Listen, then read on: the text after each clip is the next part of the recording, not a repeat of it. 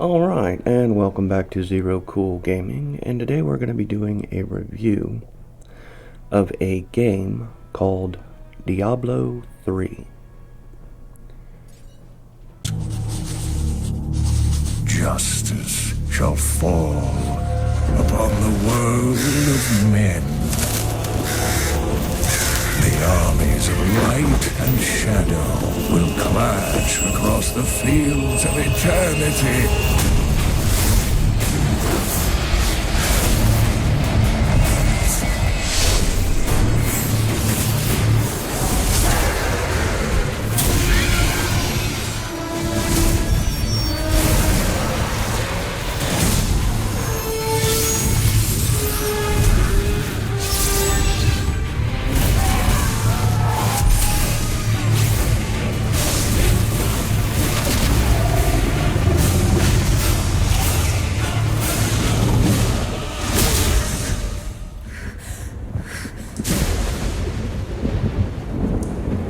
Leah, are you all right, my girl? It was nothing, Uncle.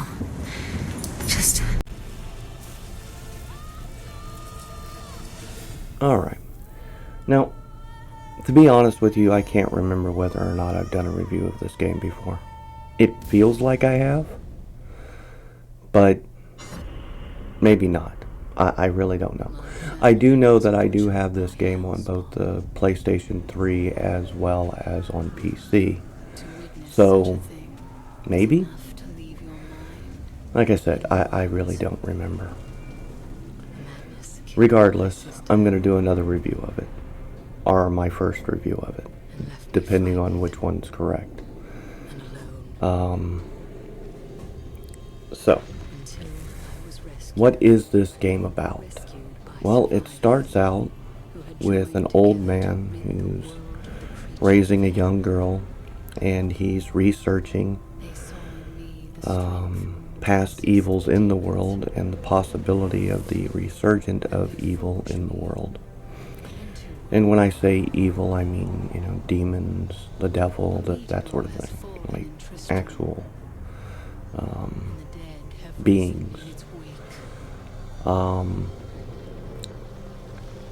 The game starts out telling you about this guy and then showing you some activities that are occurring in heaven, where an angel is being condemned for interfering with mankind, even though what that angel did was done to save people.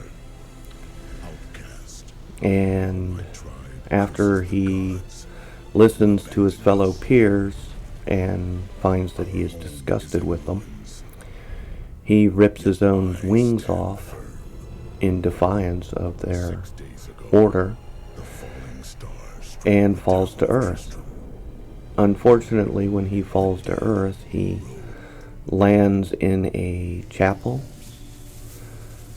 and it happens to be the same chapel that this old man is in, and the old man dies as a result of that. I don't think that was the angel's intention. That's just how things happen to turn out.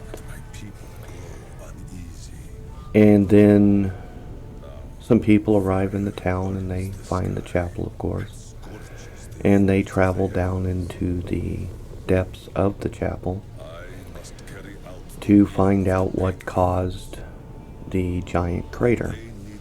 And when they get to the base of the crater itself, they find what they believe to be a man standing there, a man who does not remember much of who he was, but he thinks he's there to warn them about something. So, afterwards, the young girl and this angel end up giving a funeral to the old man that had been taking care of her.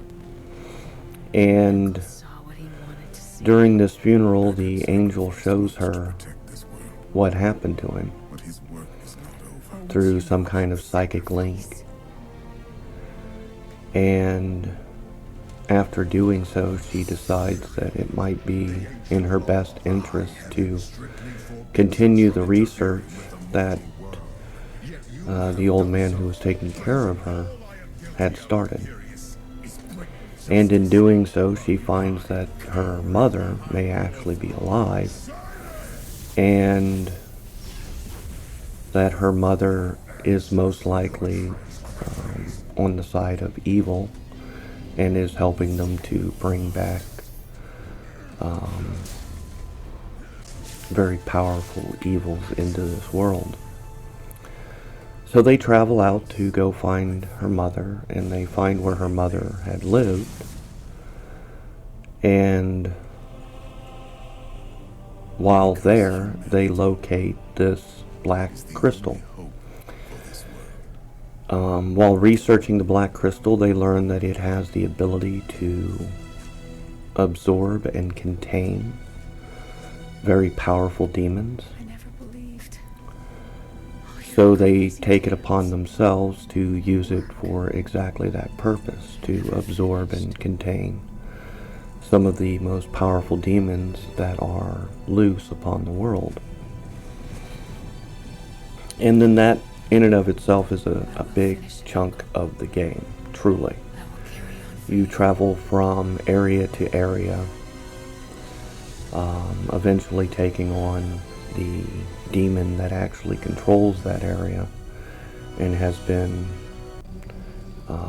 putting the people into the strife that they currently live under because of their tyranny. And eventually, as you do so,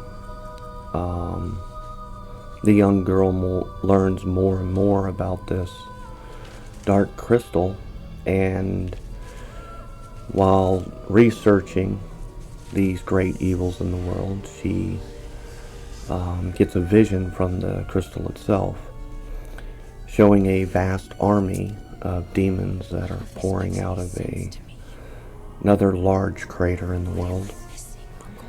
And this demon intends on using that army to destroy the realm of man. And of course that kind of scares her, and she also sees what looks like a how do you explain that? A assembly of greater demons, and they all look upon her when she enters this assembly hall. And one of them, who is also the creator, or the one responsible for this demon army that is now marching against the realm of man, tries to capture her. I'm thinking that he did that because he doesn't want her revealing what he's done before he's ready, completely ready, to destroy the realm of man altogether. But regardless, the angel pulls her out of this vision before that demon is capable of capturing her. And then, of course, they head out to a town that is controlled by a demon and put an end to the tyrannical rule of that demon. And it's not like things, automatically improve just because they get rid of the dictator that had been ruling over them. Things never just automatically get better, but they can slowly start to improve with proper leadership, and leadership that actually cares to help the people improve their lives rather than use the people for their own amusement. So yeah, there's a lot of things about this game that are odd, I guess is the best way of putting it. The gameplay itself, it's not the worst in the world, but it's very similar to a lot of other games. It's a third-person action-adventure. There is RPG elements. As you play through the game and defeat the different enemies, there will be items that you pick up, and you'll slowly upgrade your armor and weapons in this way. As you play through the game, you're usually either by yourself or with one other. So, 2 companions at a time go through and defeat the vast majority of this game. And it's not like I'm saying that's a bad thing. What I'm saying is that the gameplay itself is very similar to almost every other third-person action RPG that is designed like this, making it very easy to blend the games together as a single game. Another game that is very similar to this one is Dungeon Siege 3. It's almost the exact same game as far as how the game plays itself. And like I said, there's several other games that are just like it as well. Space Siege is another game that's very similar to this one. At least it's a different environment in that game, so it seems a little different, but the gameplay itself is very, very similar. Again, it's a third-person action-adventure game where you play with essentially 2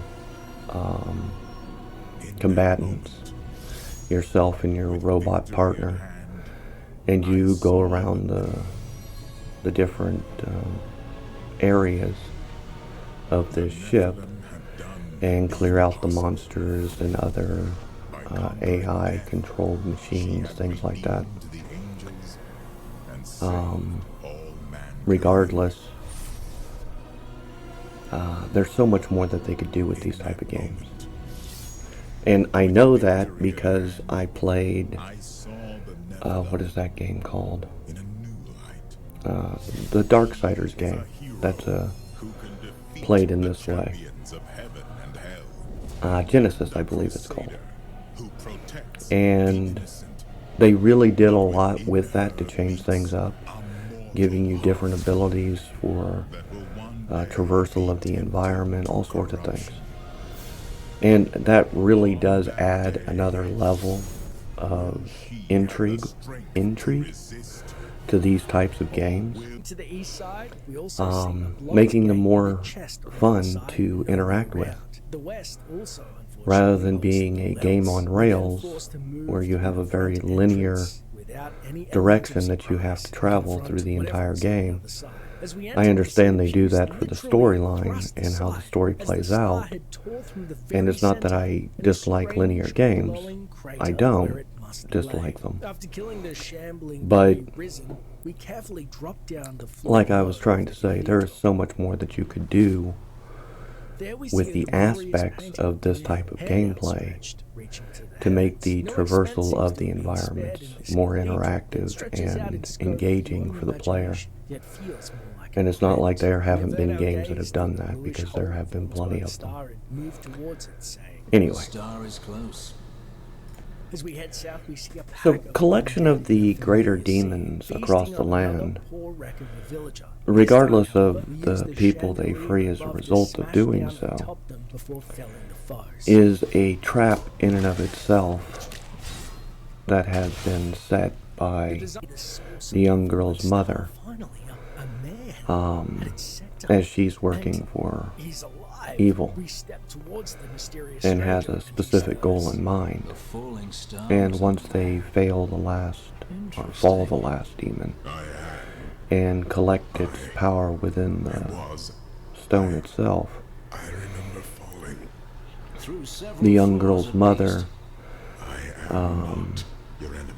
takes the stone and performs a blood ritual on it And this blood ritual The darkness. The darkness is coming. allows for the creation of the primeval Diablo. And she uses her own daughter as the catalyst for the creation of the primeval. And had they not gone around and collected all of the greater demons, there would not be enough power within the stone itself to do such a thing. So Diablo heads toward heaven and kills the guardians of heaven, and then begins to corrupt the city itself. And of course you travel there after Diablo, and you make your way through the city, and eventually you confront Diablo himself, and a massive battle ensues. In truth, you got to kill him twice. You got to kill him in his own realm plus in heaven. And then after you do so, and he falls from greater heaven back toward the earth, you see that what's left is the dark crystal again, or the dark stone, or whatever they call it. And it's obvious that this stone is a cycle that repeats itself over and over and over again, meaning that now that Diablo has been defeated once again and reduced to the dark stone itself, the greater demons can be now resurrected again into the mortal realm. They'll start taking over different areas of the human realm to try to conquer it themselves, and if somebody tries to stop them and collect their souls back into the dark stone, it will allow for the rebirth of Diablo again. The only way to stop this cycle is to destroy the dark stone itself, which would prevent the resurrection of the primeval. But I don't think that destroying the stone itself would prevent the greater demons from returning to the mortal realm. So that part of the issue is something that will still have to be dealt with every time that they rise up and are brought back into the mortal realm for one reason or another. But regardless, that's basically the story of Diablo 3. It's not a bad story. I think the first two had a much more intriguing stories within them. The subplots and subquests were much more engaging. But that's just my personal opinion on the situation. I kind of felt like this game was thrown together, even though graphically it's better than the first two. The storyline I felt was much less, not as good, not as well written. And I'm sure there's many reasons for that. Regardless, I didn't hate the game. It's not the worst I've ever played. It's just that, yes, I did find the first two games to be much more engaging, much more interesting, and have a much more vibrant storyline to them, especially some of the subquests within them, where this game was much more lackluster when it comes to the story and subquests. They were very direct, I guess is the best way to put it. It was very easy to see exactly where everything was headed. Too much foreshadowing, I guess is the best way of putting it. This game had a lot of foreshadowing. Excuse me, in its storyline. And the result of that is a spoiling of the storyline as you go. before you actually work your way through the storyline itself. Like, I knew that collecting the demons right from the very beginning, as soon as her mother got involved and said that this was a thing that they should do, and was explaining what the stone was capable of, I knew exactly what the end result was going to be. I knew what the end of the game was going to be, long before we even got there. And that's just the main story. The sub-quests were just as blatant with the foreshadowing that they would put toward them. You knew exactly how it was going to turn out long before you finished the sub-quest. But I don't think you'll find him. And that's not good storytelling, at least not as far as I'm concerned. Maybe some people enjoy that. Maybe that's a form of storytelling that people like. But I preferred it much better the way the first two games did it, where you had no idea what was going to happen next until you completed it, and then you felt like you learned something. I realize that it's a fantasy story and there's nothing really to learn, don't get me wrong, but it left you with that impression, like you'd actually learned something, and you were now moving through this fantasy world with greater knowledge than you had before. Leah thinks highly of you. And I prefer that kind of storytelling over what Diablo 3 did. And don't get me wrong, there's several games that have blatant foreshadowing in them, and it's easy to figure out what exactly is going to happen in the storyline long before you get through it. It's not like this is the first and only game that I've ever encountered this. Far from. For soulstones have bested his siblings in the past, and he could be imprisoned as well. Going back to the actual gameplay, like I said, in some areas you're playing just as yourself, in some other areas you'll have one companion or two companions, and even with some of the items that you collect, these items will summon different monsters or creations to your side to help in the battles that you have to contend with as you move through this game. So, depending on what items you have on and the summons that they allow for, I mean, you can have quite a few companions, if you want to call them that, to help you in battles as you play through this game. But as far as actual people that help you out, that are companions, I believe the most you get is 2 at any time. And like I said, through a lot of the game, it's just you yourself, or one companion. That's the vast majority of the game. But anyway, like I said, it's not the worst game I've ever played. It's a looting game, definitely, where you, as you move through the game and collect better items and equip those items, it makes the next area of the game that much easier to get through. If you don't do that, of course, it would make the next area very difficult. And that's one of the ways that you can actually increase the difficulty of the game if you want that, is you can deliberately put lesser items on, lesser armor, things to this effect, and then save the most powerful weapons and armor for the bosses at the end of each area. In a lot of cases, you'll need those stronger weapons and armor when you face the bosses at the end of the area, just not the mobs in between. In a lot of ways, I found that this game was way too easy. Not that you can't increase the difficulty of the game as well, but that just increases the time that it takes you to play it, not really the difficulty.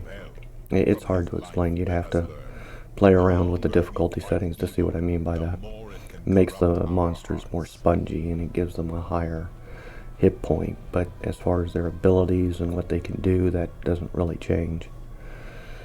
They just hit harder as a result. But, you know, it is what it is.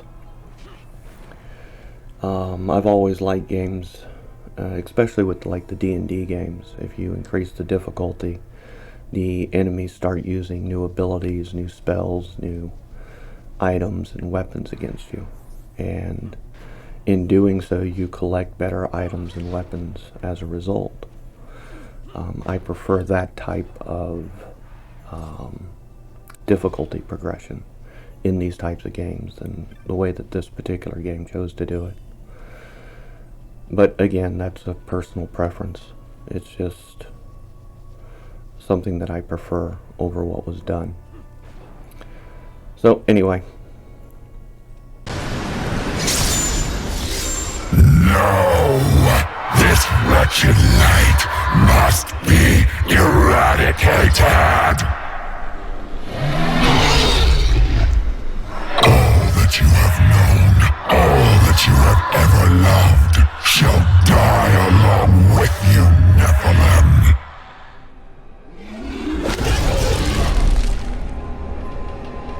The ground under the crystal arch begins to buckle under the weighty stomp of the prime evil as he unleashes his final assault. We see our way is barred by thorns, funneled back into the fight and into Diablo's destructive abilities, including the fearsome hose lightning that licks at our hide as we try and escape it. A meteor rain sprinkles the heavens as the light guides our hands with a final killing blow, tearing the prime evil asunder.